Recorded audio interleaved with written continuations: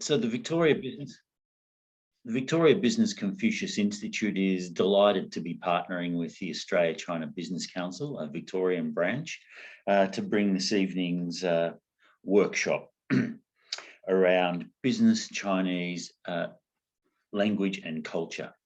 I hope not only is it informative for you, but that you find it an enjoyable event with our three teachers, Hong Yu, Chun Chao and Betty, who are a pretty fun team, actually. Now, the Victoria Business Confucius Institute is a collaboration between Victoria University and the University of International Business and Economics in Beijing. The VBCI offers Chinese language and culture classes, a range of activities that extend from teaching through to the offering of tours. That teaching is done across a range of subjects. In the next year, we'll be offering basic Chinese 1, 2, and 3, business Chinese 1, 2, and 3, and language and culture workshops. And we do that on campus, hopefully in the new year, online, and also in-house for organizations. Okay, so with that brief introduction of some background about the Confucius Institute, I'm now pleased to hand over to my three colleagues for their presentations this evening, and firstly to Hong Yu. Thanks, Colin. Hi, everyone. Good evening. Nice to see you. Yeah, nice to see some of you are old friends, long time no see. Some of you are new friends. Yeah. Okay, so my name is Hong Yu. I come from Victoria Business Confucius Institute. Today is Double 11 Shopping Festival in China. Here, I would like to talk about the largest online shopping festival in China, Double 11 Day, with you. And regarding on this biggest online shopping festival, later I will also get you to learn several hot topic words. Yeah, so hopefully the hot topic words help you to get close to your Chinese business customers, Chinese friends. Okay, so as we know, as Virginia mentioned, Double 11 Day, 11th day, it's called Singles Day in China. At the very beginning, it's celebrated as Singles Day. However, in 2009, it was initiated by Alibaba company. It's a big company in China, and now it's celebrated as a big shopping festival rather than the Singles Day. Yeah, every year during the Double 11 shopping season, I mean the season, not a single day. So consumers, we can expect the very largest discount among the whole year. For example, I have ordered so many items, including clothes and daily uses for my family, including my parents living in China. I ordered the clothes for different seasons for them. Yeah, so for spring, summer, autumn, and also winter for them. By the way, I ordered some tissues for them, even tissues, yeah, because it's really cheap, yeah, during the Double 11 shopping festival season. So that's my case, yeah, during the Double 11 shopping festival. And hopefully I can receive many parcels next month, yeah, because I also ordered some clothes and other daily uses for myself, yeah, and my small family in Melbourne. So hopefully we can get the opportunity to wear my new clothes to meet my friends in early 2022. Hopefully it will happen soon, yeah. Okay, so regarding on the shopping festival season, here I would like to get you to learn several hot topic words during this season. Yeah, so here are 5 words. Yeah, 5 words, including the 2 words regarding on the payment platforms. The Alipay, yeah, Alipay is famous because it belongs to Alibaba company. The second one is WeChat Pay, and the third one, third word is Double 11 Day. It's a topic today, and the next one is live streaming e-commerce. Actually, it started just a few years ago. However, it's really hot and popular in China. Yeah, as we know, it's sometimes it's difficult for us customers to get to know the product, especially the quality very well when we shop online. Yeah, because we can't touch the product, right? Yeah, so we can't touch it in person, physically. Yeah, just like we meet here. However, the live streaming e-commerce, the live streaming provides the opportunity to customers to get more details about the products, especially the quality, yeah, by watching the live streaming. So later we will talk about the live streaming. And the last word is the QR code. Yeah, during the COVID pandemic, I think it's not new for us here. So no matter where we go during the pandemic, we need to take our smartphone out and scan the QR code everywhere, right? However, the QR code here we want to talk about, it's not the service Victoria, but the payment code. Yeah, it's a payment code using regarding on the online shopping or offline shopping. So before starting to learn the new words, I would like to share a sentence with you. Yeah, if you talk to a man in a language he understands, that goes to his head, only to the head. If you talk to him in his own languages, that goes to his heart. So hopefully the words here later we will learn will help you to go to your Chinese business customers or business partners' hearts. Okay, so let's start from the first word, Alipay. So this one, Alipay belongs to Alibaba company. So we know this word in English. So do you know how to say it in Chinese? Yeah, because in China, not so many people know this word Alipay. We only know 支付宝.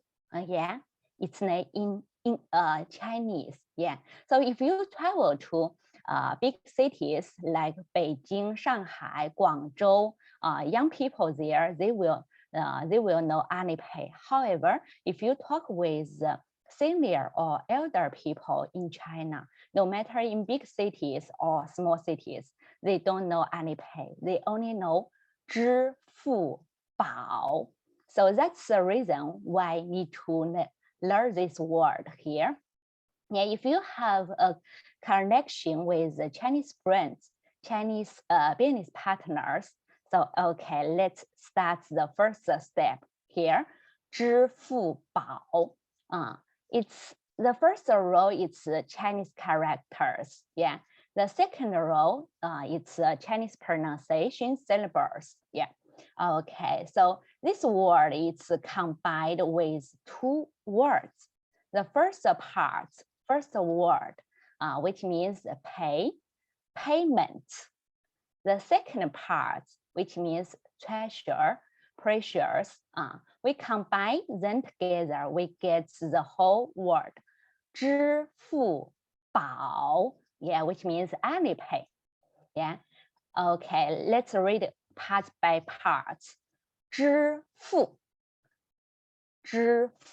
So here, when you pronounce this one, maybe you will feel a little bit difficult. Yeah, don't be worried about it, because this one is also a challenge for Chinese people, not only for you. Yeah, especially Chinese people who come from South China. It's difficult for us to roll the tongue up. When you pronounce this one, you need to roll your tongue up. Maybe you can look at my camera and see my hand. Yeah, it represents my tongue. Yeah, you need to roll your tongue up and put it behind your top teeth. Roll it up and put it back behind your top teeth to say 支付. Yeah, 支付. Then the second part is 保. 支付宝. Yeah. Okay. So the first word we have done 支付宝. Okay. So during the workshop, if you have any questions regarding the pronunciation or the contents, please raise your hand by clicking the button called reactions. Yeah, just raise your hand or put your question in the chat. Okay, we have finished the first word, 支付宝. Okay, so next time maybe you can try to do the payments by 支付宝 in China, or maybe in Melbourne.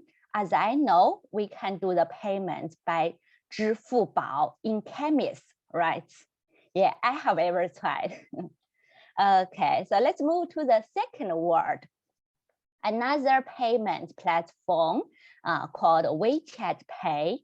In Australia, many people use WhatsApp, right? So maybe some of you use WhatsApp.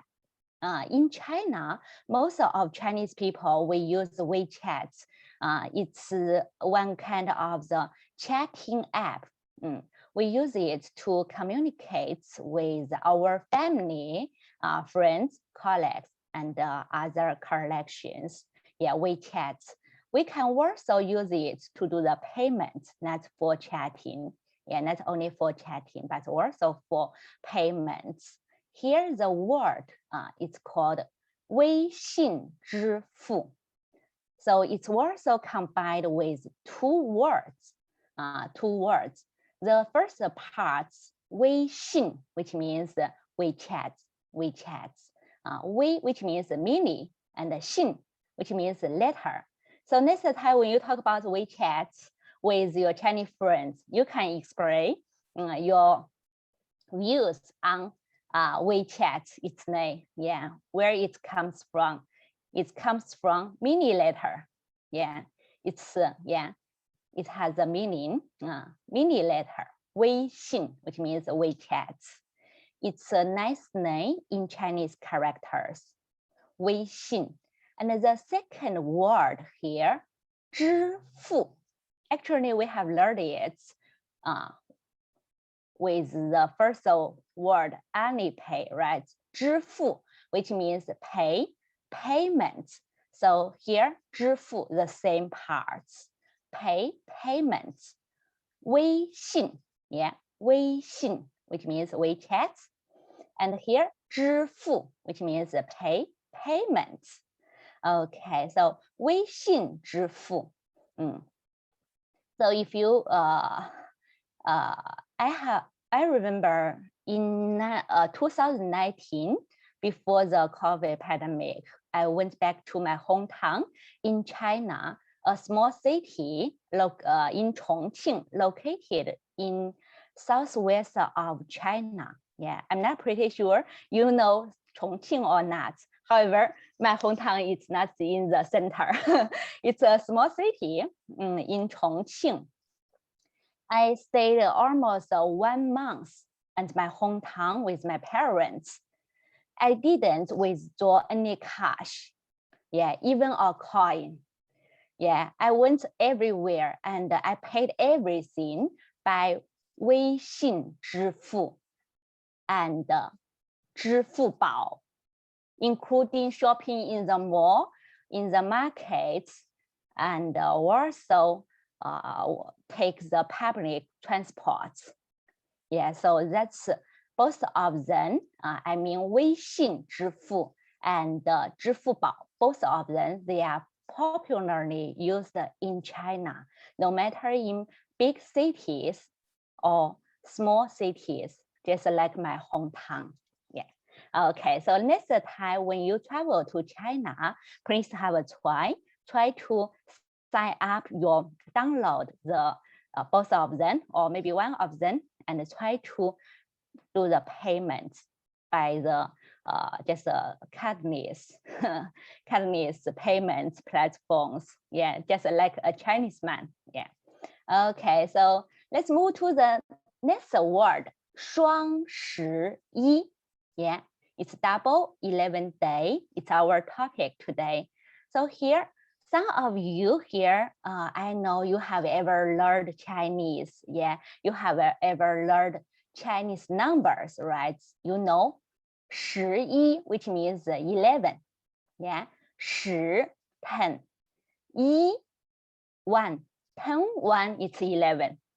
Very easy, right? 10, 1, 11. Just 10 and 1, just 十一. And 双 here, it means double. Double. You know, in China, people always think double good things come in pairs. So we don't say 11 day. We say double 11 day. So that's the Chinese logic. Yeah. Okay.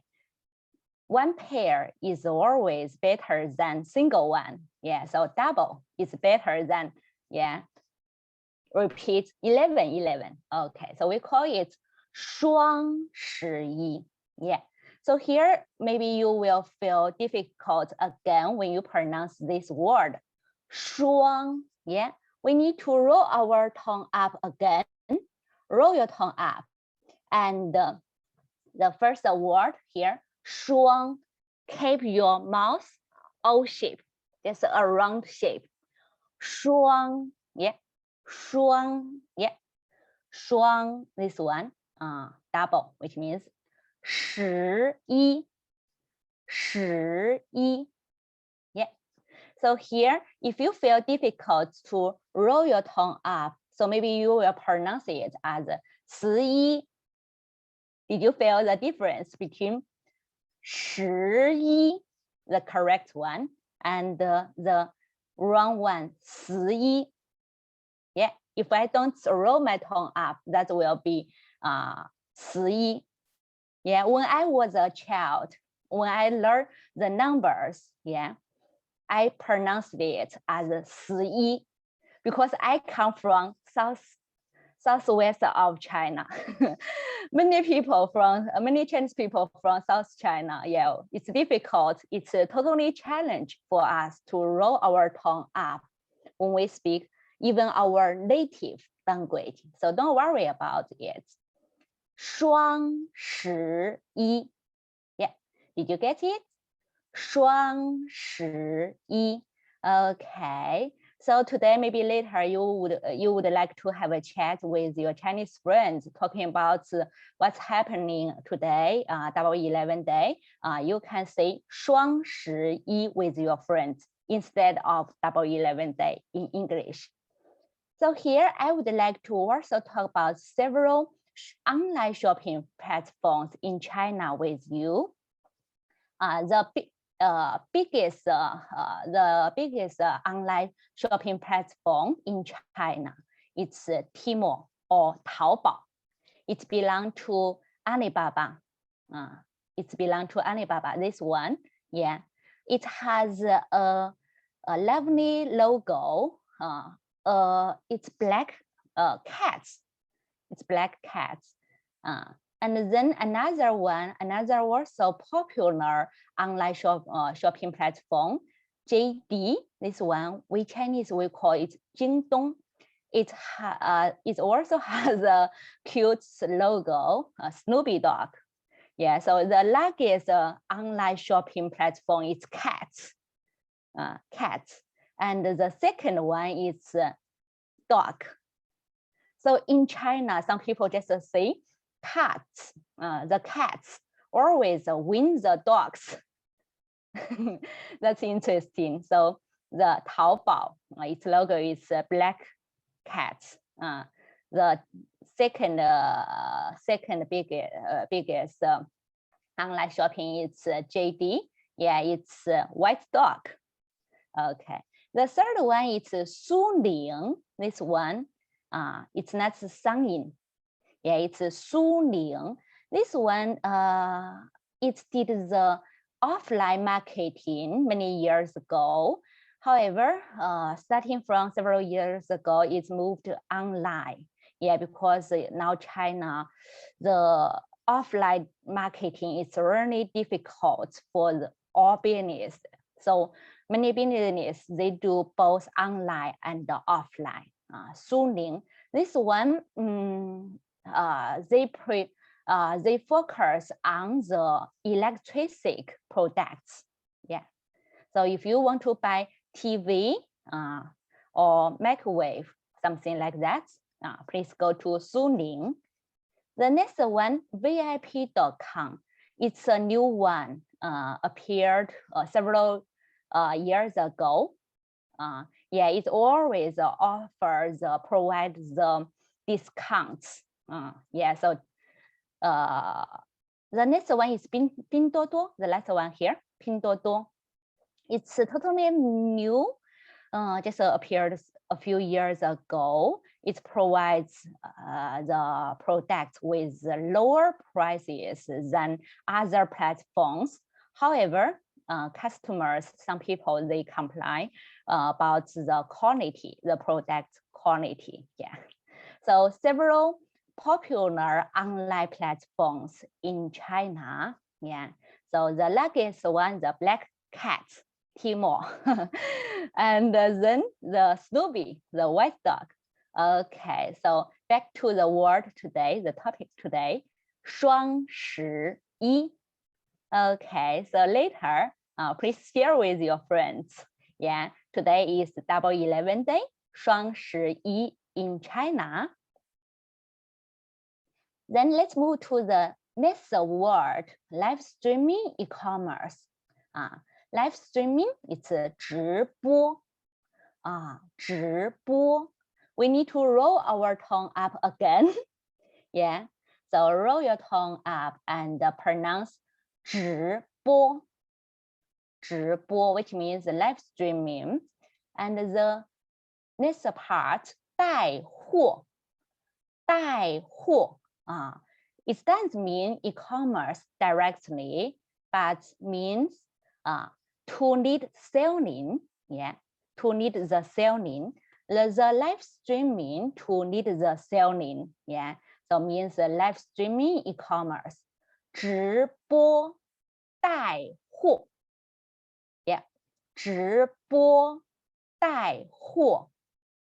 Yeah, so live streaming e-commerce. When we talk about the live streaming, Chinese people, if you meet your Chinese friends, they will, yeah, Chinese people would like to share the stories about the popular live streaming salespersons. This gentleman, Li Jiaqi, and this lady, Via. Yeah, they are not superstar in China.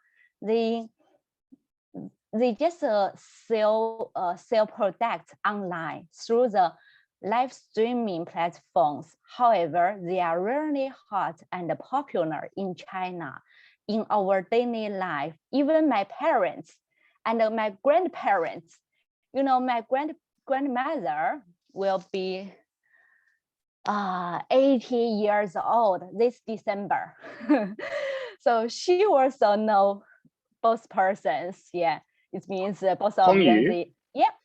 Are these people, yes, are they famous for live streaming, or were they famous before live streaming and then they moved to live streaming? They got famous starting from live streaming. Yeah, starting from live streaming. Yeah. So the 4G, 5G provides then opportunities to do the live streaming. Yeah. Thank you, Zach. Okay, so they got famous and popular just a few years ago. Yeah. And many years ago, it's difficult for us to do the live streaming, right? Yeah, it happened just in a few years. Yeah. Okay. So how popular they are? Yeah. So maybe in Australia, everyone here, I think most of us here, you will know, you know Nicole in Australia, right? Yeah, she's popular in Australia. And these guys, Li Jiaqi and Weya, both of them, they are as well known in China as Nicole Kidman in Australia. So next time, when you talk about the live streaming topics or live streaming e-commerce with your Chinese business partners, you can also talk about the stories or your views. You know these two online live streaming salespersons called Li Jiaqi and Weya. By the way, here Li, this one, it's his surname, family name. Yeah, our Chinese name is always the family name comes first. Yeah, and Weya, it's her nickname. Yeah. Okay, let's move to the next word. QR code. It's not new for us. So here I would like to talk about the QR code. I didn't mean you need to do any check-in by scanning the code here. I want to talk about the QR code regarding on the online shopping payments and offline shopping payments. You know, in China, not so many people know this word in English, QR code. Yeah. So if you travel to China, please try to say 二维码, 二维码, 二维码. Okay. So next time when you want to do the payments, and in China, you need to tell the shop owners, yeah, please show you the 二维码. Okay, so here I prepared a 二维码 picture. So it's a surprise. Maybe you can take your smartphone and try to scan it. Oh, Zach, you got it. So yeah, everyone, if you feel interested, if you want to do the check-in, yeah, just like scan through the service Victoria, you can take your phone and scan the picture here, the 二维码 here. Yeah, it will connect you to our Facebook public page. Yeah. We VBCI, we provide the language workshops, and we also organize the cultural events and also business events. So if you feel interested in the our upcoming events, so you will get the notification from us through the our public Facebook page. Yeah, 二维码 here.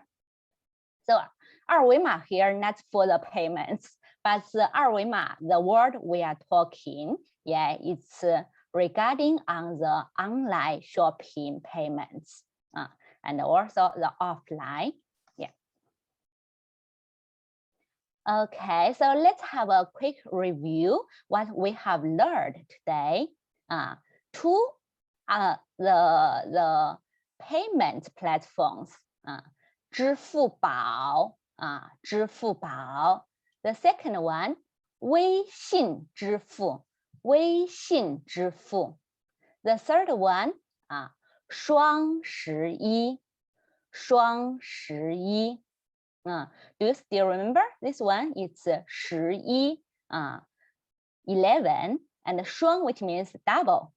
And please remember, Chinese people always think double. Good things always come in pairs. So double is better than single. So if you prepare any gifts for your Chinese friends or Chinese business customers, yeah, please remember, prepare double. Yeah, not a single one. Yeah. And then the next one, 直播带货，直播带货。Yeah. So live streaming e-commerce that's hot in China, and it also provides opportunities to many people, not only for the big business, but also to small businesses. Yeah, even some people living in countryside, if they get the internet, if they are able to access to the internet, they can do the live streaming. They can sell their products. Yeah, so that makes the business easy. The last one, 二维码，二维码。Okay, 5 words, 5 hot topic words regarding on the shopping festival, Double 11. So hopefully they could help you get close to your Chinese customers and Chinese business partners. Okay, so after learning the words, I prepared several questions here. So maybe it will help us to get more information about the online shopping and the shopping festival. The first question, which occasion can we pay by Alipay or WeChat Pay? The first one is happening in the market, just a normal and small market selling vegetables and fruits. The second one is happening in the shopping mall. And the third one is transports, the public transports. Okay, ABC, could you please put your option in the chat? Which one? Okay. Yeah, everywhere. Okay, so you got the answers. Yeah, ABC. So in China, yeah, we can pay almost everything everywhere, no matter big cities or small cities. Yeah, even though I just went back to my hometown, a small city is located in southwest of China. Yeah, you know, southwest of China, it's not so the economic, it's not so good as big cities like Beijing, Shanghai, and Guangzhou. However, I can use both. I can do the payment by Alipay and WeChat Pay everywhere. Okay, let's move to the next question. Do you know any other big shopping festival in China besides Double 11? So here I prepared 3 options: June, September, December. So different dates, different months. ABC. Did you get? Okay, so Zach, you got Double 12, and Chris, you got Double 12. 2, you also got Double 12. Okay, so everyone, you have remembered my reminder. So Chinese people always think the good things always come in pairs, right? Thanks.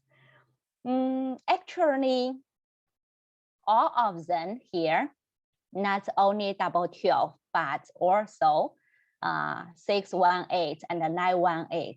All of them here, they are also the popular shopping festival in China. So this one, it falls on June 18. It's close to the middle of each year. So just like the mid-season shopping in Australia. So yeah, we have worked hard for almost six half of year. Yeah, so it's good opportunity for people to shop online and offline and to celebrate what we have done. Yeah, so it's a shopping festival in China, falling on June 18. And the second one, September 18, Yeah, we choose it. We pick it because it's close to Mooncake Festival. Yeah. In China, we call it Mid-Autumn Festival, not Mooncake Festival. Yeah, because it falls in mid-autumn. Yeah. And it's also close to the National Day, October 1st. Yeah, it's close to the National Day in China. So close to two big festivals or holidays. Yeah, so we get the reason, we get the excuse to to do shopping. Yeah, to celebrate. Okay, the third one, Double 12, close to the New Year. It's similar to the financial shopping in Australia. So we have worked for a whole year. Okay, just do some shopping. Yeah, so three more online shopping festivals. Yeah, maybe some of you will find out why both of them end with the number 8. Yeah, so that's interesting, right? Have you ever, yeah, did you know the reason? Yeah, so if you have ever learned Chinese numbers, you will know number 8 is special for Chinese. Yeah, it's one of the lucky numbers in Chinese culture. Yeah, 8, its pronunciation is very similar to another word, which means rich. Even though not every Chinese people, not everyone is a businessman, not everyone does business. However, everyone looks forward to being rich. So we pick the dates ending with 8.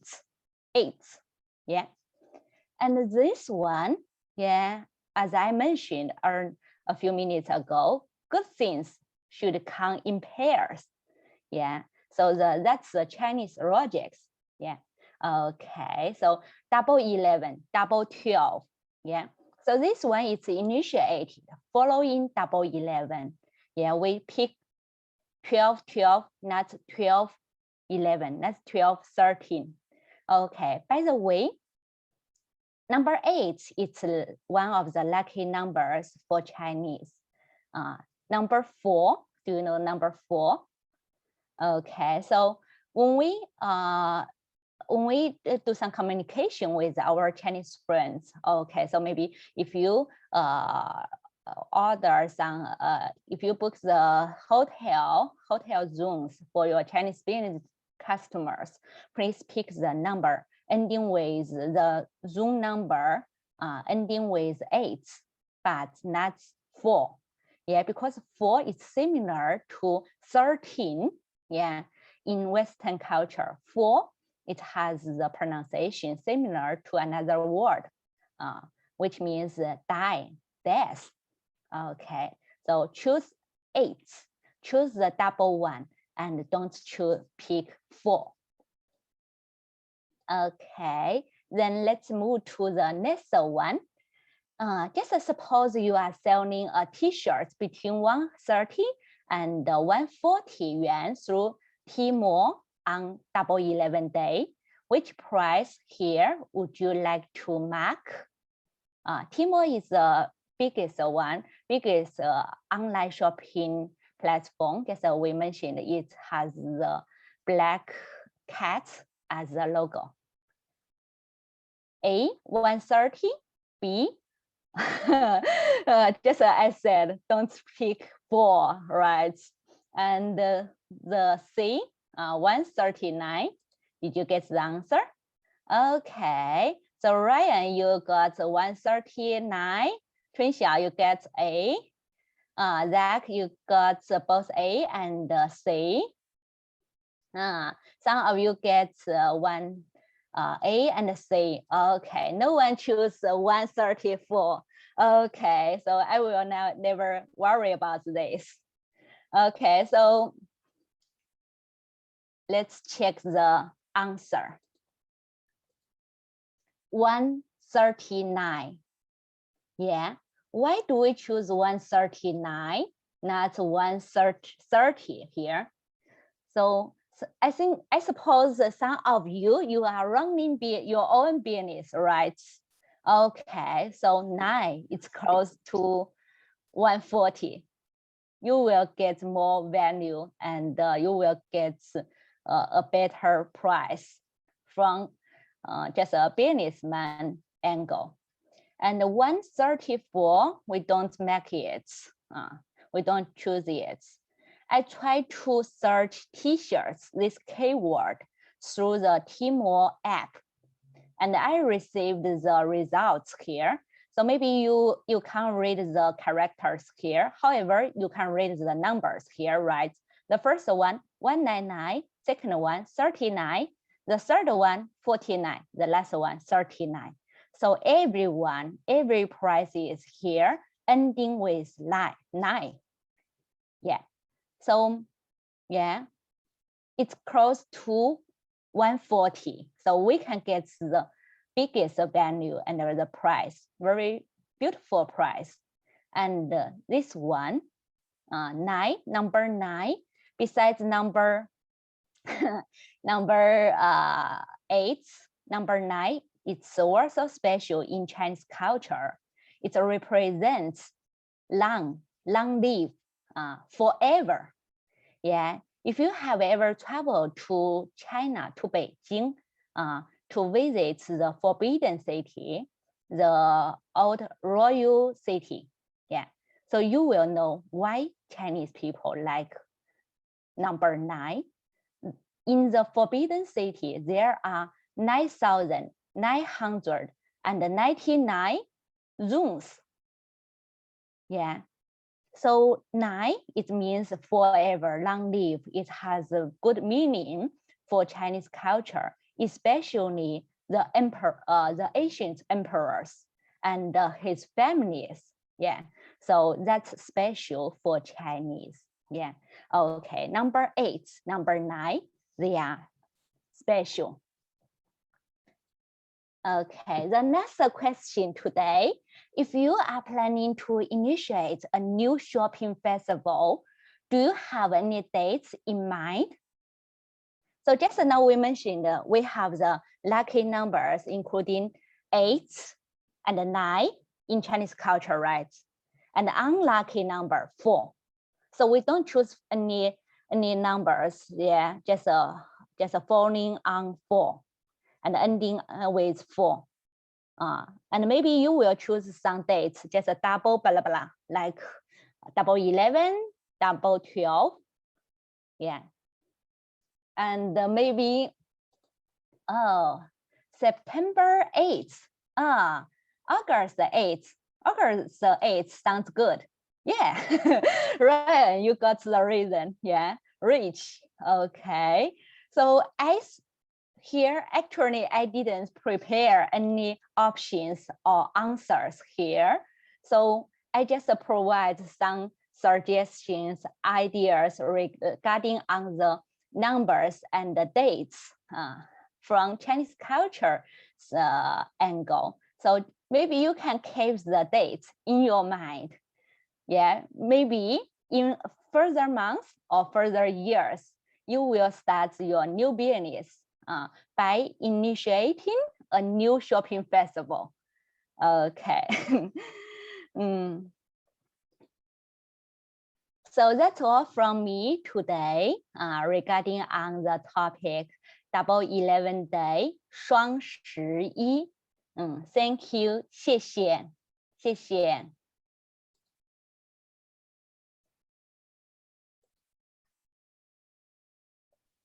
Okay, thank you, Hongyu. I think next is my turn, and thank you, Hongyu, for sharing with the wonderful ideas and knowledge and culture about Chinese shopping festival.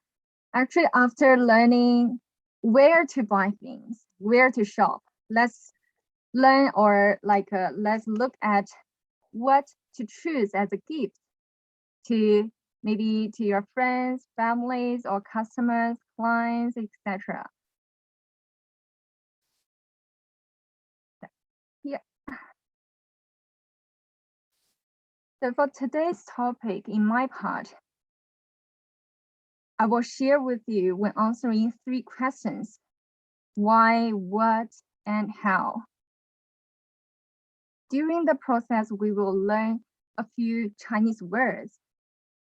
So you are encouraged to try your best to read after me, okay? And not only, like as Hongyu mentioned, if you speak a language someone can understand, you talk to his head. But if you speak to a language that, if you speak his own language, you talk to his heart. But I believe that language is also part of culture. So the first part is why gifting. And gifts play a major role, not only to demonstrate respect to elders or superiors, but also show your intention or enthusiasm towards maintaining a close relationship, right? The most frequent gifts, the most frequent gifts scenarios may between you and your friends, business partners, or colleagues, etc. The first word I would like to share with you is how to express thanks or appreciation. It is 谢谢,谢谢,谢谢. It's a repeated word and it means thanks, literally. If you want to say thank you, we need to bring a new word, which is you. 谢谢你, 你 is from 你好. I believe every of us know 你好, the word in Chinese, right? 谢谢 means thanks. 谢谢你 means thank you.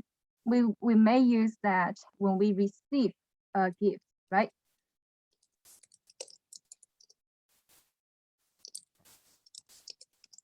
The next word is 关系. 关系. It means relationship, bond, or link. 关系. 关系. So if you imagine 关系 as a rope, it links you to the other person. So 关系 means relationship, bond, or link. Gifting is believed as one acceptable way in building and maintaining 关系. 关系. In China, 关系 provides the necessary social glue between parties who interact over an extended period. In this context, 关系 refers to a long-term relationship based on mutual obligation. One begins to build 关系 by doing small favors, taking one out to dinner. Later, dinner part will be delivered by my colleague Betty. Or the 关系 is also built by bringing a gift. Or other scenarios, for example, today we are joining together and have such kind of a workshop. We start to build our small 关系 together. Okay, trust also grow with the relationship.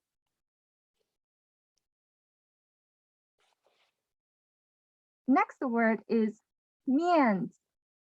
面子. 面子. 面子 literally, it means face. Face. The literal face. Actually feeling about giving face or losing face in some specific time or situation. Just imagine if you are in such situation. If you give gifts with proper wrapping, what will you feel? What's your feeling? But what if when, like, let's say you got a new job and you're prepared to start your new place, to start your new work, you prepared gifts for all the colleagues, but you forgot to bring one gift less than the number of people. Let's say there are 10 new colleagues, but you only brought 9 or 8 gifts. That kind of feeling or that kind of embarrassed could be losing face. So this is just examples for you to understand, like related the word or the feeling related to 面子, 面子, 面子. So actually we do need 关系 because we need to build trust and we need to explore more like cooperation opportunities. We do want 面子 because we don't want to lose 面子, right? But no culture shock. So master the art of gifting is important, right? That brings us to the next part of the topic. What's the gift? The gift in Chinese is 礼物,礼物,礼物. It's similar to English word lily, 礼, wood, 物, right? 礼物. It's not difficult to to read or to pronounce. Try to do it. 礼物, 礼物.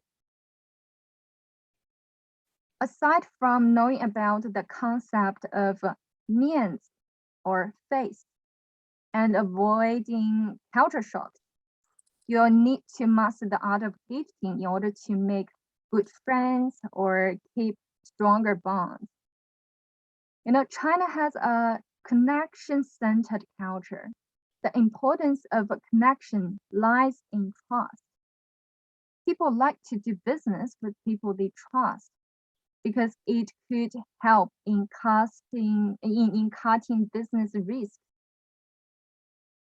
Presents are, after all, about the gestures or the attitudes. If you think about the other person and you really put your thoughts in the present, it will be well accepted and much appreciated, right? In order to understand what to give, let's have a yes or no part. Just you are invited to type your answers in the chat room, okay? So the first item, you can see that it is a nice knife with a very elegant box. Do you think it's a yes or no? Do you like it? Is it proper to be chosen as a gift? Yes, no. Someone says yes, no, no, yes.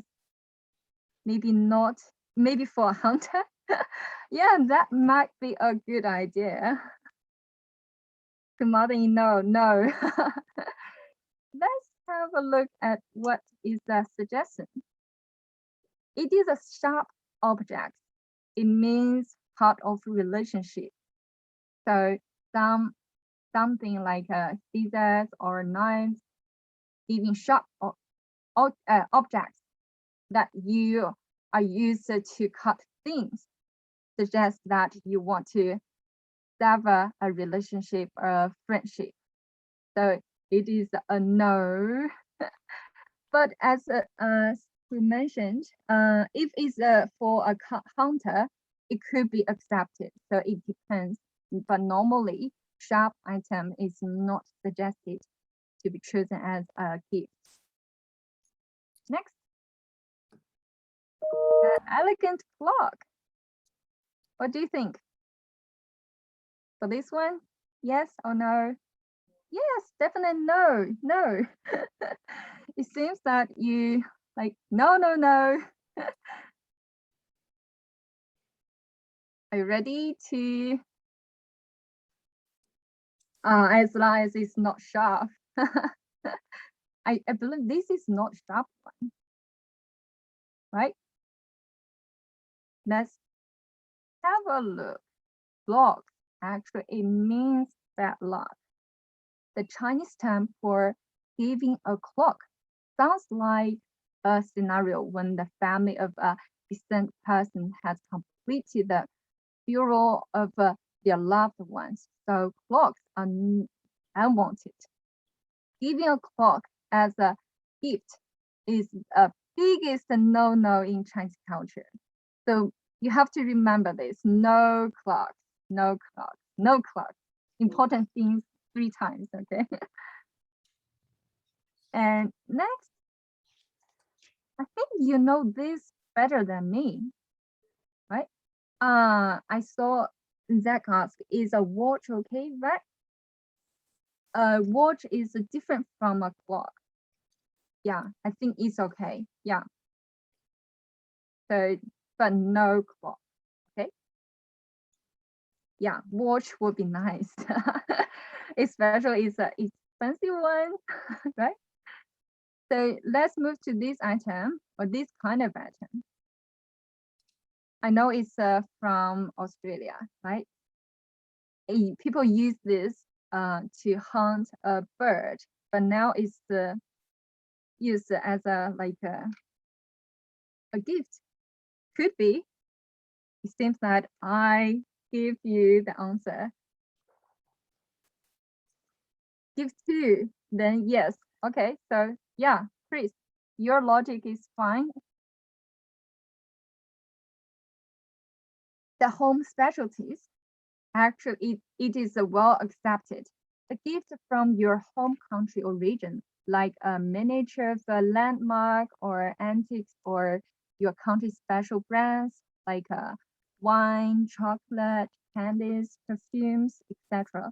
will almost always go over well, especially the sorts of gifts that cannot be easily purchased in China or in tourist areas outside China. So you can find some specialties as a gift, right? So next, what do you think about this?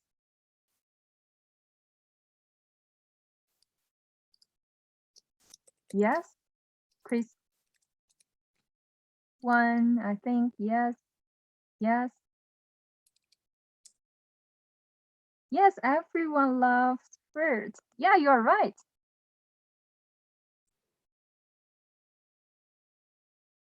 So fruit baskets is acceptable.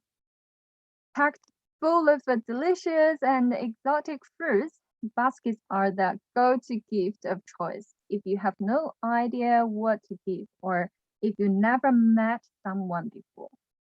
So yeah, mark this one as in your notebook. Yeah, fruit basket to be acceptable, okay? Yeah, so as Ryan mentioned, sometimes people brought fruit baskets to visit the sick people. That is also happen. But if you do the normal visit, fruit basket is could be on your list if you have no idea what to bring. We saw that there are some flowers here, right? Flowers, fruits, but how about this? Yes or no? Have a think. Yes?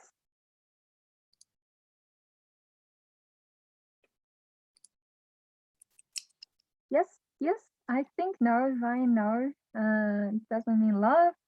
It doesn't mean love. Rose means love. Not white though. Oh my God.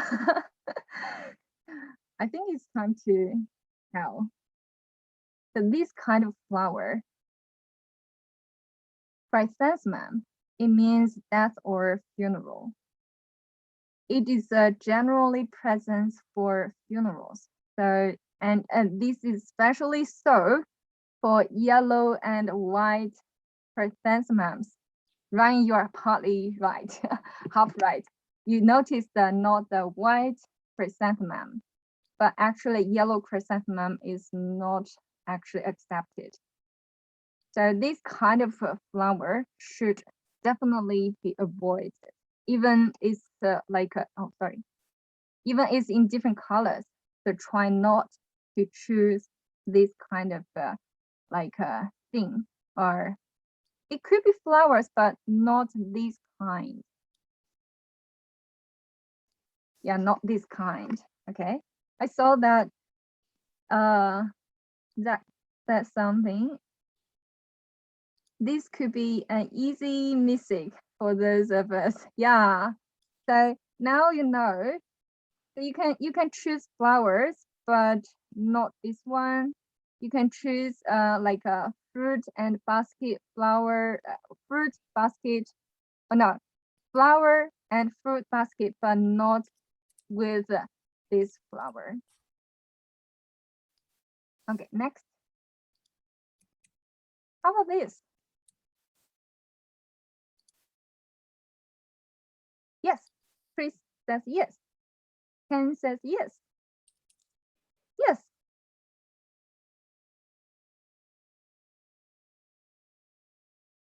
Some yes, some no, but majority of the answer is yes. Right? Lots of beautiful umbrellas. Yeah. you are a TikTok fan, right? There are different kinds. Some of the umbrella for the rain protection, some of them for the sun purpose. But this is not a good way to choose as a gift, because umbrellas means break up. Umbrellas are a bad idea to give as gifts, because the Chinese word for umbrella, but a new word for us, right? San, san, san. Similar to sand, right? San, but it with tones. The third tone, san, san, sounds like the word for breaking up. San, san. You can see that it written in the same pinyin, but different tones, right? This one is a third tone, san, and this one is a fourth tone, san. Because the pronunciation for umbrella, san, sounds like the word for breaking up, san. So this is not a good gift. Giving somebody an umbrella may insinuate that you feel your relationship with them has fallen apart. So this is not acceptable, or a not good sign. Of course, if you want to indicate this meaning, you can choose this, but I believe it's not a good idea for your customers or your business partners. Okay, do you agree?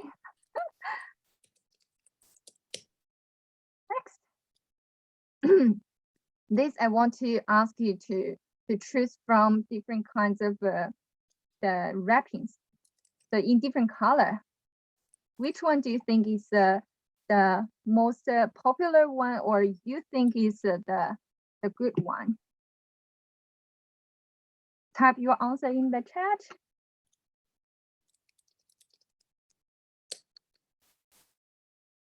Oh, I can see that most of you choose red or gold. Wrapping gifts. Try to, yeah, as so the black or white one, maybe like, yeah, it's not that good. Red pockets, yeah, red gold. Avoid using white or black wrapping papers on your gifts. It's associated with the funeral wrapping. Yeah. So that is the most reason. Avoid presents that are largely black or largely white, or wrapping paper or envelopes in those colors.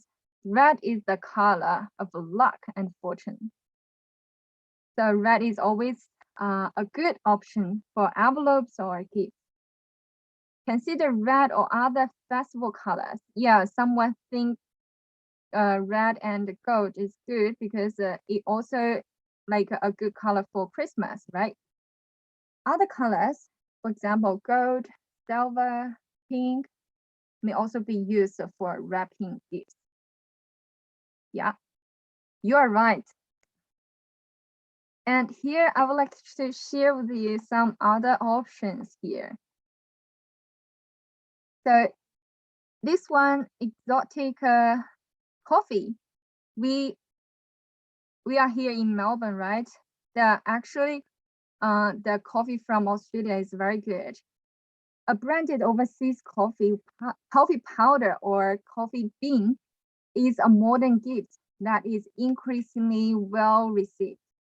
If you are not quite sure, the receiver has a coffee machine in his home.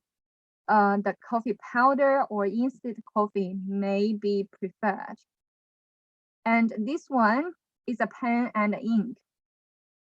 So whether it is a nice pen from your company or engraved pen with the recipient's name is a special gift that will get used time to time again. But avoid pen with red ink, because writing in red ink symbolizes severing ties. So red ink is not acceptable, but you can put like a black one or a blue one. And another option, for example, this one, small gifts like a refrigerator magnet for the members you're meeting serve as an extra relation building gesture. So this could also be acceptable, okay?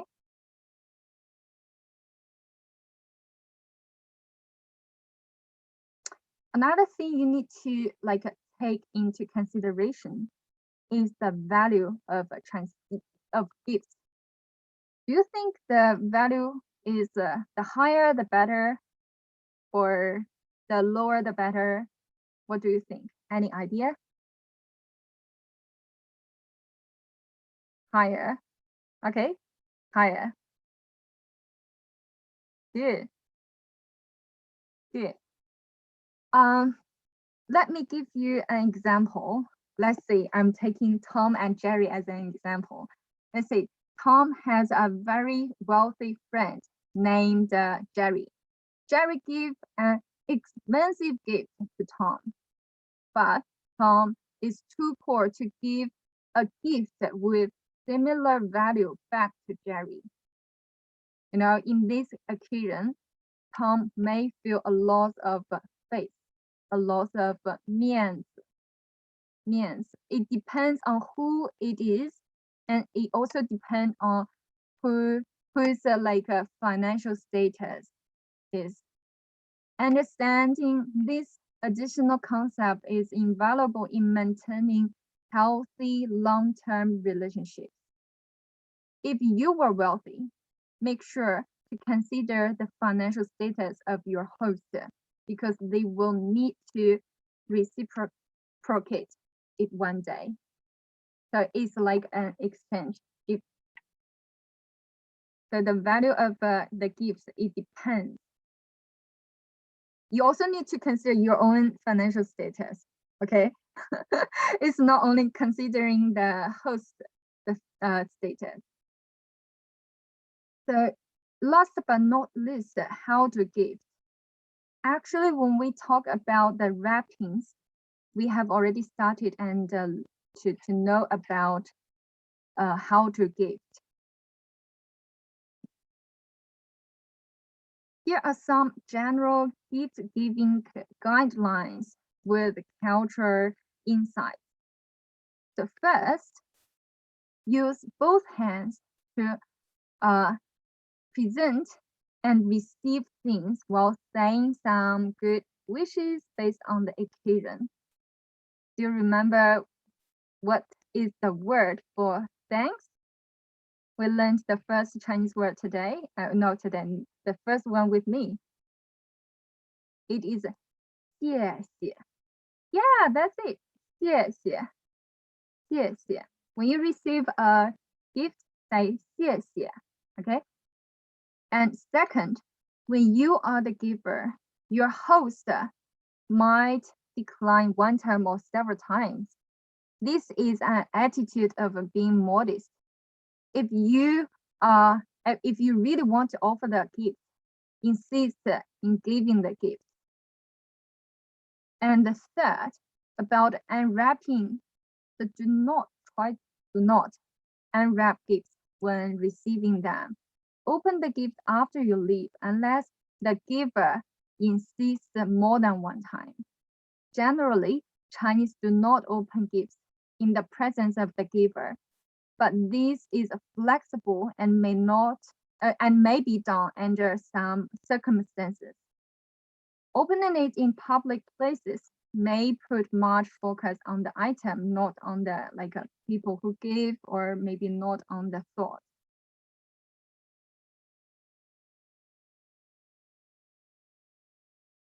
Next Chinese word is 人情, 人情, 人情. 人 means person, 情 means emotions or humankind, feelings. So 人情 together, it means a favor or human feeling. Let's say if I received a gift from, let's say from Betty, I might have a feeling of I owe some 人情 to Betty. I want to give back a similar gift to Betty someday. So that is regifting and reciprocating. Gifting is almost a zero-sum game among friends. You are expected to reciprocate with a similar value, so that equals to the point that we discussed just now about the value of the gift. However, don't expect your customer or the elders to reciprocate equally. And next, it is almost the end of my part. Let's have a review of the Chinese words with values we learned today. 面子, 面子 means face. I give you something very elegant and make you happy. I feel I'm saving 面子. 关系, 关系, relationship, link or bond. We started to know each other. We are building our 关系. And gifting is just one way to build and maintaining 关系. Next word, 人情, 人情, favor or human feelings. 人情, 人情. I received your gift. I feel kind of like I owe you a 人情. I want you to give it back. It doesn't mean that I want to be clear with you, but it's like an interaction. It's just like you help me, I help you back, and you help me next time, something like that. And gift means 礼物 in Chinese. 礼物, 礼物. And the other word, 谢谢, 谢谢. That is all my part. 谢谢. The next, let's welcome Betty, and she will introduce some etiquettes about the business dinner. So as I mentioned, gifting is not the only way to maintain or build 关系. Dinner is another choice. Okay, welcome Betty. Okay, thank you very much, 陈晓，谢谢 for explaining all the 关系, 面子, and how to give gifts for other people. So if you want to build up the 关系 or keep the relationship with Chinese people, gifting is not the only way. you can also invite them for a very nice business dinner. All right, so my first question is, are you all hungry now? Because it's really the tea time, right? So if you feel hungry now, my part might make you feel more hungry. So I do hope that you all enjoy a nice dinner after that, after you know about all what you really need to know on the Chinese table. Okay, so my part is called Talk About Business at the Dinner Table. It's actually an old Chinese saying. So Chinese people do believe that dining is more than filling a stomach. It has lots of social purposes. So here are some pretty typical Chinese business social situations that you might have met before or you might meet in the future. So please feel free to type whatever you think in the chatting box. And I do have lots of questions for you later on, okay? So sometimes, especially if you meet someone at the business occasion, and you start talking about, oh, we have to go for dinner sometimes. We have to go for dinner sometimes. The underlying words might be, I think we can cooperate in the future. I think we might be able to work out something. So sometimes you might hear someone all of a sudden say, oh, do you have time? When you are convenient, I would like to buy you a lunch. I would like to invite you for a dinner. It might be, I might ask for some favor from you. And I can't talk about that now because I feel embarrassed. I might bring it up on the dinner table. So it's not definitely has to be like that, but you need to be aware. It's just like general situation, okay?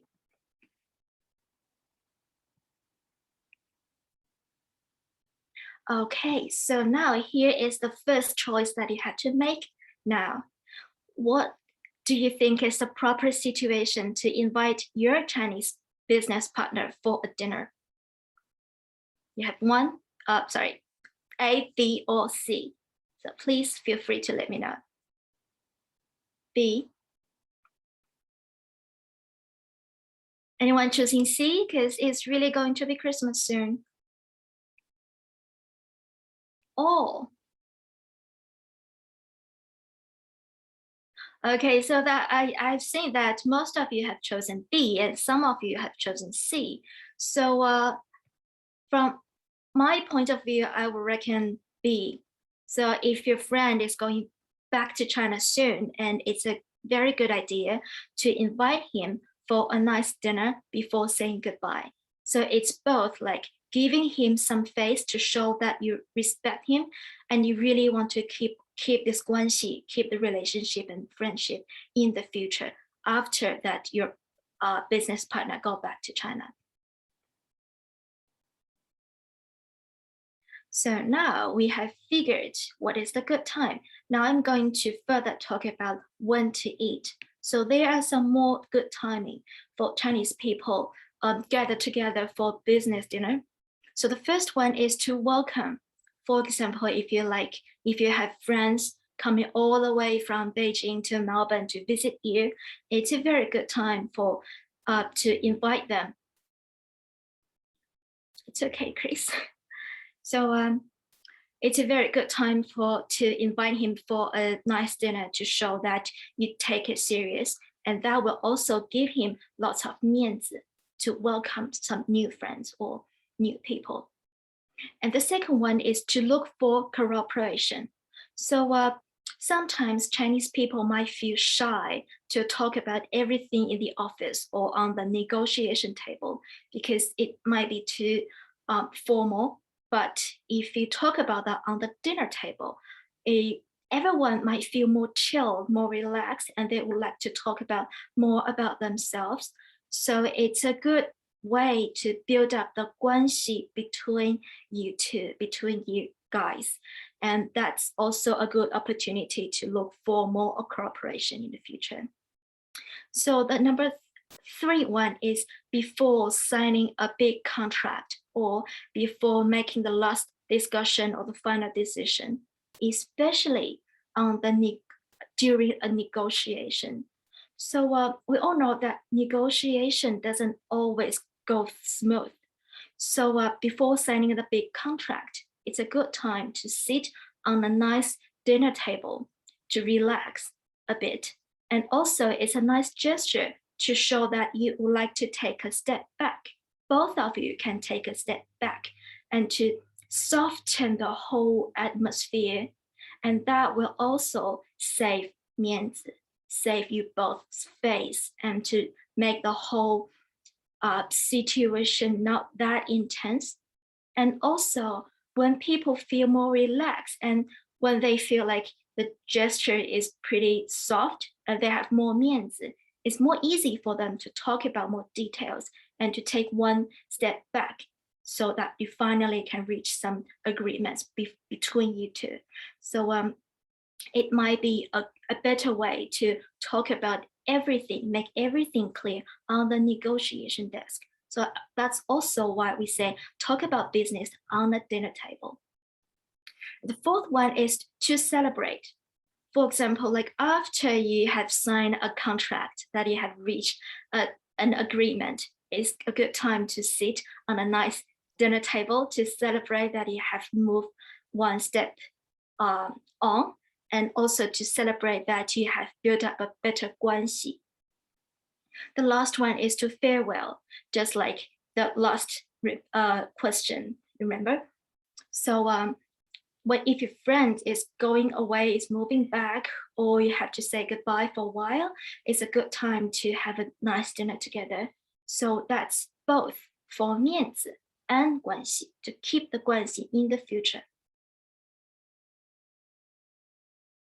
So now we have all be clear that when to eat. Now my second question is where to eat. Would you choose a nice cafe near your office or a nice restaurant in a Chinatown? Maybe not Chinatown, Glen Waverley is a good choice. Restaurant.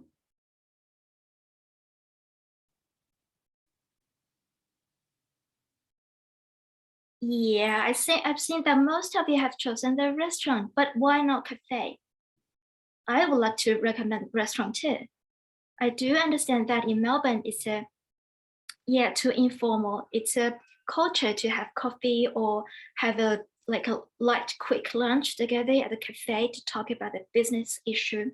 But for Chinese people, it's more formal and it's more proper to choose the restaurant to show that you really respect them and you really take the whole thing very important. Again, it's more like a 面子 thing.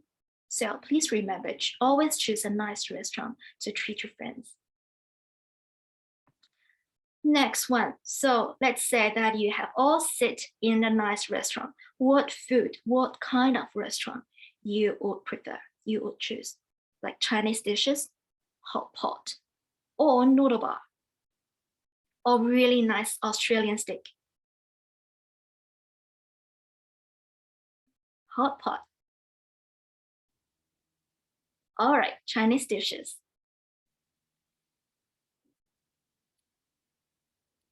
Anything else? Hot pot or steak? Oh, maybe steak. I can see that everyone has turned to steaks. All right, I think, well, Australian steak is a good choice, especially for someone who visit Australia for the first time. But I would also recommend Chinese dishes.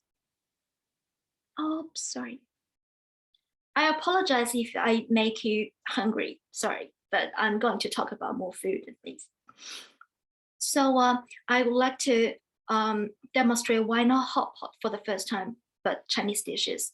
So hot pot is more like for friends or for people that we have already known each other, familiar. So we share food and we enjoy some hot pot and the whole atmosphere is really nice. But if you meet someone, especially from business for the first time, a nice Chinese dishes restaurant is more proper. And after that, when your 关系, when your relationship has taken one step on, or when you feel more familiar with each other, when you become friends, you can always share and enjoy hot pot in the future, but later on. All right, and now here is a tip from me. If you have more than 6 to 8 guests, or if the guest is really important to you, like a VVVIP guest, it's always good to book a private room in advance at a restaurant. You can always call them and book a private box, because a private room will show more respect to them and show that you really take them important and you really respect them and you really care about this dinner. So again, it's also a 面子 thing. And that means you give them lots of means, and I'm sure that your Chinese friend will really appreciate that, especially if they are very important guests. And also, a private room will provide you more privacy, that if you want to talk about like more detailed stories and details about the business, it's good to let them happen in a private room. It also makes Chinese people feel more comfortable and more safe, secured. Now, let's say that you have all seated in a nice private room. Seating might be another tricky thing for you. Now you have another 3 choices. How will you arrange the seating order? So here, look at here is the door. And let's say number 1 to number 8 is the degree of the importance. And let's take number 1 as the most important guest. Number 1 important one, and number 8 is the least important guest. So how will you arrange the seating order? You have all chosen C. Has anyone told you that before? Because I thought this question is very confusing, but yeah, I'm shocked.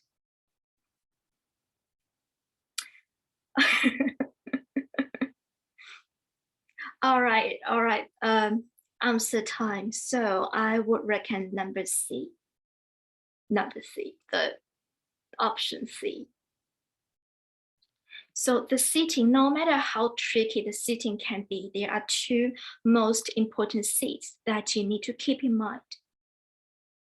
Number 1, the number 1 important person, no matter it's host or the guest or both, they need to sit inside of the room.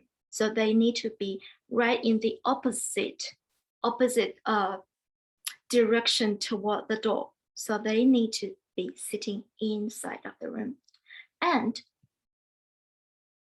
the other important seat is number 8, actually. The least important one should be sitting next to the door.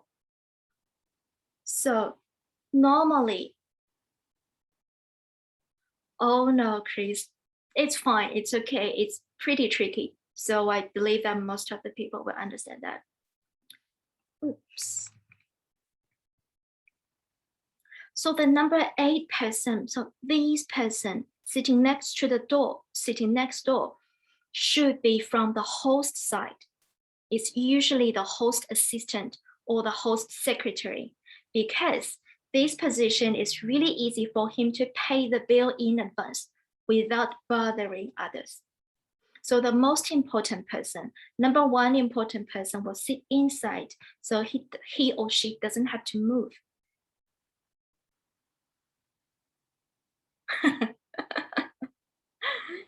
Thanks, Zach. Yeah, now you know the reason.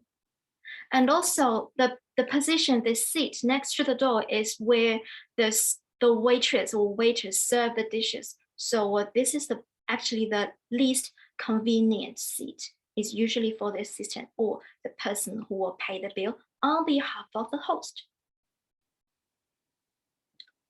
One won't see the harbor view. Yeah, that's right, but it depends. If you state that, well, here's a very nice harbor view, you can change it. So it's not like you have to do this. Or it's a very good idea to consult your guest assistant or your guest, like the Chinese person in your guest group in advance. So how to see what is the what is the most proper way, or is anything that they don't eat, like animal vegan or vegetarian, gluten-free. So you can always cheat on this part. You can ask them in advance. Right. So let's imagine that you have arranged the seats and you all sit nicely. So the next question is how to order, the ordering. So here is an order of ordering.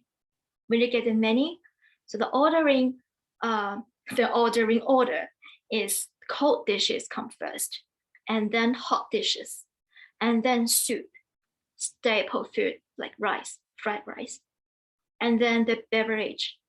So please make sure that normally one dinner table will contain all of them, all the different categories.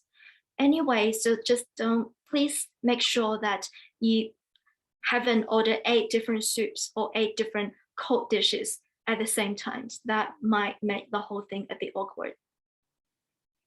And also, if you're not sure about ordering, let the host decide. It's always the host deciding the main part, the most dishes on the table. The host might invite the guest to order to show that he's really polite and he wants to treat you well. But in Chinese culture, the guest can order 1 or 2 dishes for all tastes, like some mild tasting things, not super spicy ones, not too many. So it's a culture thing. So the guest always show that they're modest, they're polite, they want to respect the host.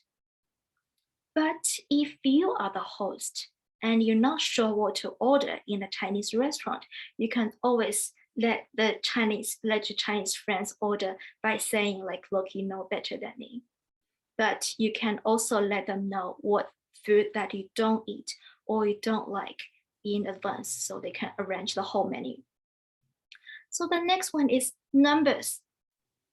We usually order 2 more dishes, more than the number of guests. For example, if there are 6 of you on the table, you order 8 dishes. If there are 4 of you, you order 6 dishes. But if there are 5 of you, should you order 7 dishes or 8 dishes? I think,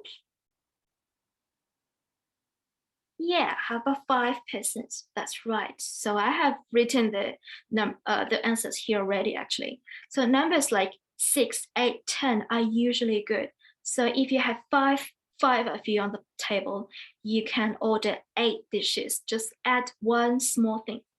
Get a small entree or cold dishes to make the whole number, make the total number 8 or even number, just like what Hongyu said. Things come in pairs sounds better.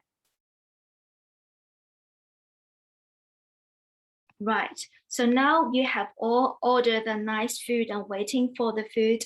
The waiters and waitress will serve the cold dishes first, and the host usually invites the most important guests to eat first. And also, after the most important one started, it's a signal for everyone else to start.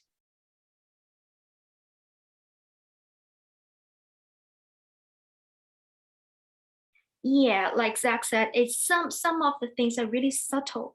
It's really like hidden behind the surface. So it's better for you to know about that in advance. Well, after several cold dishes are served, it's a good time to toast for the first time.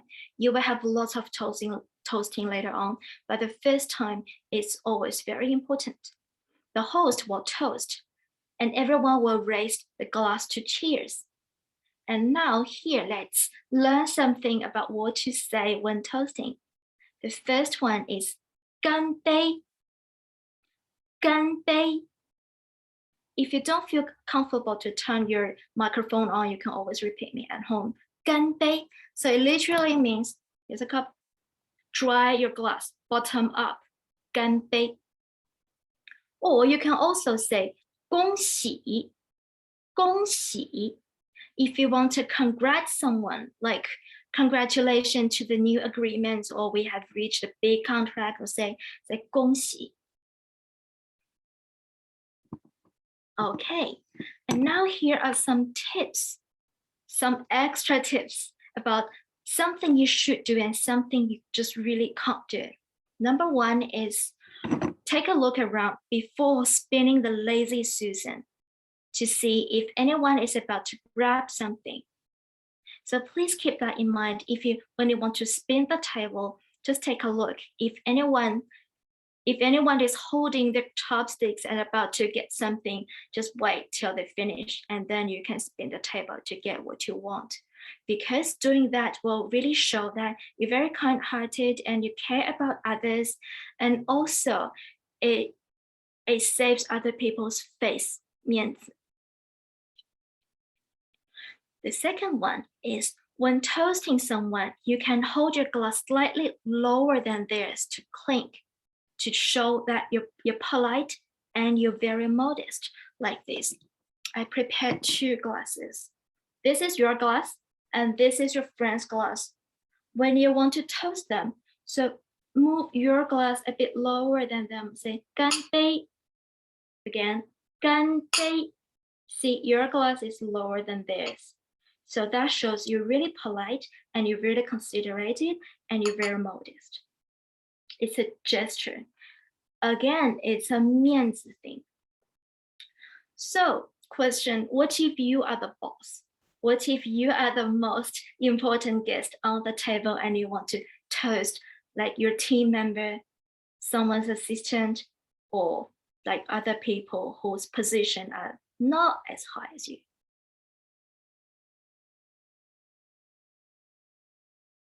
Any idea? Right. So if you're toasting others whose position is not as high as you, it's also a good way to lower your glass a bit to show your politeness, your kindness. But in response, the other person might also lower their glass, and then you don't have to lower your glass and then this, and you will end up with toasting on the floor. Don't have to do that. So it's just a nice gesture to lower your glass once to show that you know about this culture and you're really polite. And believe me, that's gonna impress your Chinese friend and they will really appreciate that. Number 3, if you want to show that you really enjoy the food, you can always say 好吃. 好吃, that means tasty, delicious. 好 means good. 吃 means eat. So good to eat, that means tasty. So then number 4 is it's a taboo to poke your chopstick into the rice like that, like what I show in the picture, because it looks really like burning the incense to the death. So that's the number 1 no thing on the Chinese dinner table, because that means bad luck and disaster and just everything that make people uncomfortable with that. Right. So what if you really don't like some food on the table? Will you tell the host that you don't like it? Or you just force yourself to eat some to show that you really respect them and give them lots of face? Because the time is limited, so here I will just tell you, I will recommend D. Just tell the host that you really appreciated the other dishes and can't wait to try some more. You don't have to force yourself, or you don't have to be too straightforward, so the host might lose some face. Okay. After the eating, the host will make sure that every guest finishes the meal by asking, are you finished? Everyone is happy, everyone is full. Sometimes the host will ask for more dishes. Sometimes it's just for a gesture of politeness. It's just for being polite, okay? So if he thinks not everyone is full, by saying, well, let's add some dishes, let's order some more. As a guest, you can just kindly say, I'm full, thank you. And 好吃, again, say 好吃. And just say, I'm full, thank you very much. Just show that you're polite too. And also, when it's time to pay, the host usually will pay. So let's see, if you are the host, you should pay. If you're not the host, You can offer to pay, but just don't, please just don't insist or split the bill. The host might feel embarrassed if he doesn't pay. Again, it's a losing face thing. It's a 面子 thing. Or to return, you can just tell them that it'll be on your bill next time. It's a nice way to build up 关系, to keep the relationship in the future, because you have made some, not commitment, but have a nice excuse to invite them back in the future. Right, let's do some reveal by saying something next time on the dinner table to impress your Chinese friend. Let's repeat after me. 干杯. Cheers. 干杯. Number 2. 恭喜. 恭喜. All right. 好吃. 好吃. Well done. And now I have some really shocking facts for you. True or false? Just let me know if you think it's true or false. All right.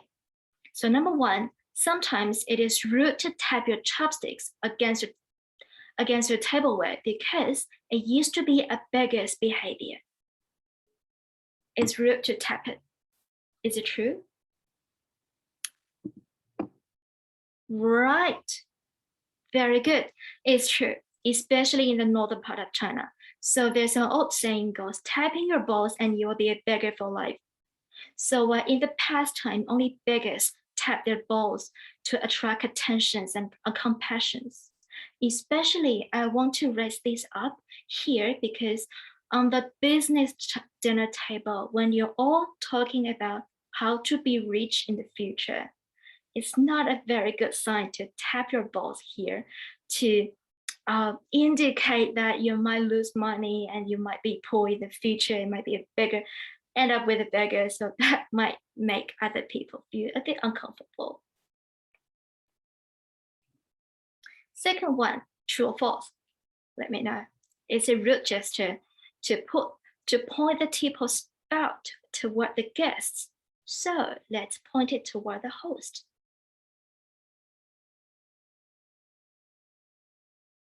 True.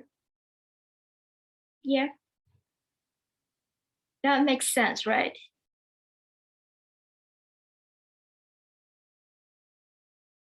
Okay, it's false. Because it's not only rude to point it toward to the host, it's actually rude to point it to anyone. It's similar to like pointing one's finger or chopstick at someone. Some people might take it as an insult. For example, my mother. I have been told about don't point the teapot spout at anyone by my mother every time.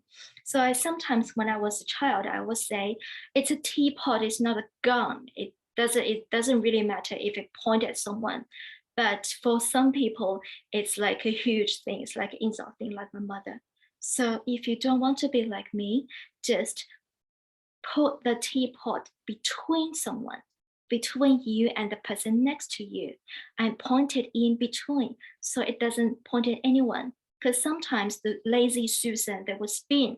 Even if you point it toward yourself, when it spin, it will eventually point at someone. Some people might take it as a like a offense. Yeah. Number 3 is that in some part of China, it is considered not good to flip over a whole fish. Is it true? Is it false? Have you ever heard about that before?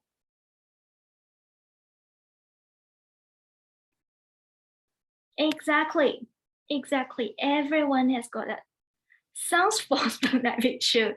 Yeah, it sounds a bit just weird or just not very common, right?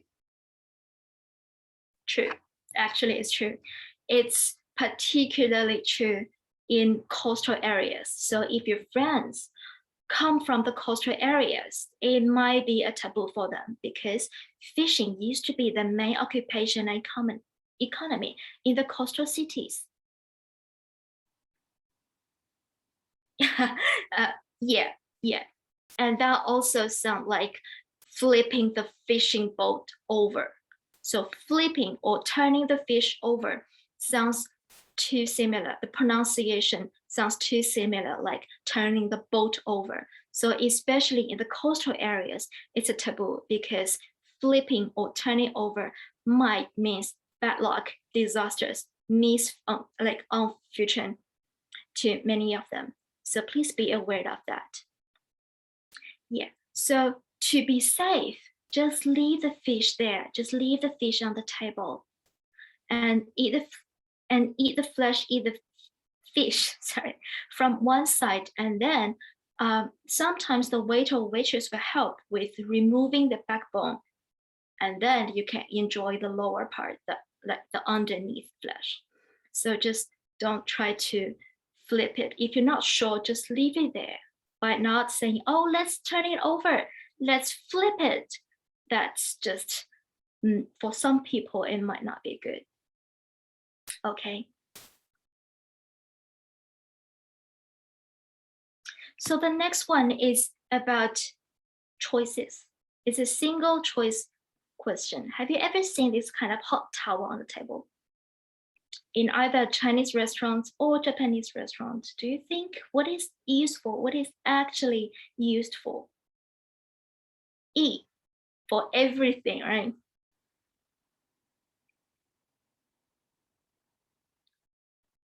Haha, wait, no. Yeah.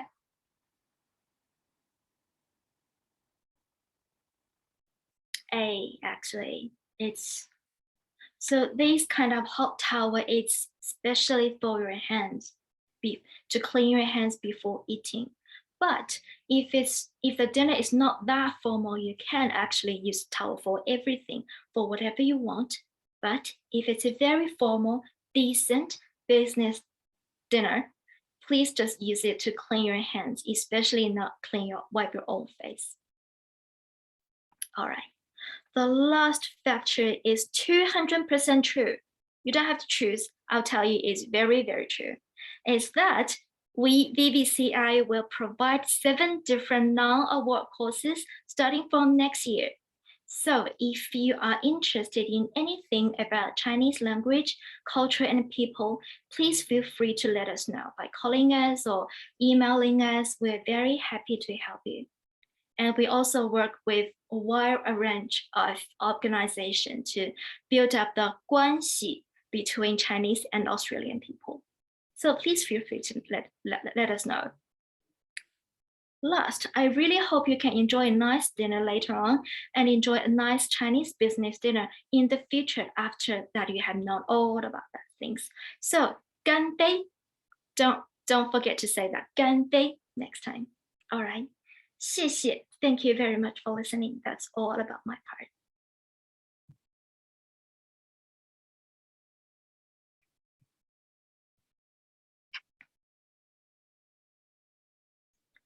Thank you so much, Betty and Hong, and I've forgotten our first speaker's name, sorry, apologies. Thank you, that was just wonderful. And we do have time for some questions and a little bit of chatting between our presenters and speakers. Did anyone have any questions? Zach, I'm wondering if you had anything you'd like to. Thanks so much, Hong Yu and Betty and Chun Xiao, for your presentations. That was really interesting. I think, yeah, the subtleties of these cultural knowledge tidbits are really important when you're eating with Chinese people. And I was wondering, something I think in the West we're taught from a young age is to finish everything in your bowl. And if you don't finish everything in your bowl, it's considered rude. But I know when I've eaten out with Chinese people, I've eaten everything in my bowl, I'm very full, and then they continue to put things into my bowl. So I'm wondering if it's rude to leave things in your bowl to almost indicate that you've had enough, or would that be rude? I personally think it's okay to leave a little bit in your bowl. It's okay, just not too much, because it's not very encouraged to waste a lot of food either. But if you finish like everything in your plate or in your bowl and make it very, very clean, that it's true that some host might think, well, it's not enough for you, let's order something else. Yeah, I think Kate makes a good point in the chat. It's the same with alcohol and drinks sometimes. I think if you keep finishing it, they'll keep filling it up. Yeah. So apologies, I forgot Joy, so I do apologise for that. And having said that, there you go, we've got Face. I've made a mistake. How do you redress something like that? When you make a mistake, if you've lost a bit of guangxi, how can you make things better with somebody? What would you do? Or say you've missed an appointment with somebody, or you're running very late, or you've maybe haven't brought enough gifts when you've got, you know, 10 people in the room and you only thought there'd be 8 and you haven't got enough gifts. How can you make that better? If I were in that situation, I may for example, I forgot the other 2 person, and I tell these 2 person that I got a special gift for them. It's different. So yeah, so to try to, for example, if I have heard some of them and I didn't heard the other person, and I can go to see the people, or go to talk the people I know, and say that I got some special thing for you. So and give it to them later. Yeah. Or yeah. Yeah. Or also just take them for a nice lunch or dinner. You can always make up the guanxi by inviting them for a nice dinner. Okay, that's a really good tip to know, because you know, nobody's perfect, and especially when you're dealing with another culture, you can make mistakes. That was terrific. Does anyone else have any questions? Yes, sure, Nicholas, please. Hong Yu. Yeah. On festival days, do you need to choose special gifts, or can you choose any gift that's appropriate? Like the Moon Festival, would you choose a particular gift? Yes, we prepare different kinds of gifts regarding different dates, especially some traditional festivals like Mooncake Festival. Mooncake Festival, it's actually a festival for family members gathering together to celebrate. So you can choose some gifts just representing your feeling and your wishes to this person, and maybe also to his or her family. Yeah, so the easiest way is to choose the mooncake. Yeah. Yeah. So just be careful when you choose the flavor. Yes, because some people, they don't like the durian flavor. They don't like the nuts. Yeah, just be, yeah. Well, that's been a wonderful evening. I hope you've all connected well. I hope that you have all the contact details for Joy, Hong and Betty, so that you can get in touch with them if you need any further information, and likewise Colin, and do take advantage of the wonderful courses that are run at VU, because it's a very important opportunity. I hope you've all learned some valuable phrases. I know I certainly have, and cultural knowledge, and we'll take that into our future business endeavours. A copy of the presentations will be sent around to all the attendees if you wish to do any revision, but homework is not mandatory. And we'll also send you some booking links for some of our other events coming up. We've got a big variety of things, from hydrogen to our fantastic soon-to-be Lunar New Year extravaganza with the National Basketball League on the 5th of February. So we're really looking forward to that in-person event. To new friends joining us from Victoria University community, we warmly welcome you.